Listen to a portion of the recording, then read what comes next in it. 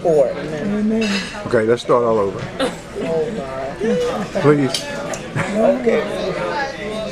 Oh God.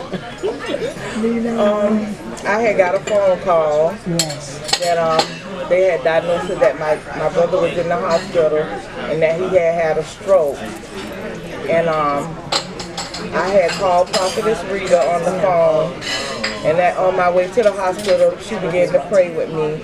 But it's something that I'll never forget. When she spoke and she said, I'm not accepting that report. Yes. And she just began to pray. And when she spoke that, she said, I'm not accepting that report. And I say, Prophetess Rita, I'm not accepting it either. And you know, God say when 2 and 3 touch and agree, it's done. And I got down to the hospital, and he was laying in the bed. God had gave me instructions to take the oil and anoint him from the top of his head to the bottom of his feet. So I began to anoint. I began to pray, and I began to anoint him. And after I anointed him from the top of his head to the bottom of his feet, God spoke and told me to pour the oil in his head. So I poured the oil in his head, and he was complaining about he couldn't move his he couldn't, he didn't have much strength in his leg. He couldn't move his leg.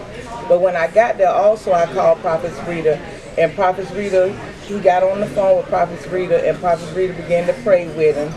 And I mean, as soon as Prophetess Rita finished praying with my brother, and he handed me the phone, soon as he handed me the phone, and Prophetess Rita began to pray and say that he would, all his limbs, everything is going to be normal and everything. As soon as he handed me back the phone, and I began to talk to Prophetess Rita, he began to lift up his leg. He was blind. He couldn't talk. He couldn't move at all. He was totally, he said he was paralyzed. And he said all he can do, he can hear it, but he can speak out of his heart and ask God to, give him a chance and everything. And God raised him up. Yes, instantly. And